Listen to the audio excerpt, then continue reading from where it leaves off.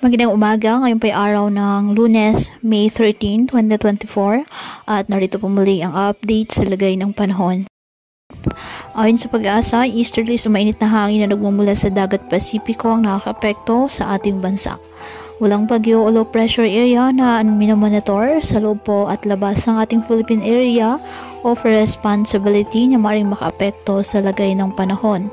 Ngayong araw, dahil po sa easterly, sasahan maulap na alangitan na may kalat-kalat na pagulan at thunderstorms sa Davao Region, Sac-Sargent, BRMM, Zamboanga City at Zamboanga, Sibugay. Ang nalalaming bahagi ng bansa kasama ng Metro Manila, generally maliwalas na panahon, mainit at malinsangan, maliban na lang po sa tsansa ng mga localized thunderstorms. Dahil pa rin po yan sa easterlies.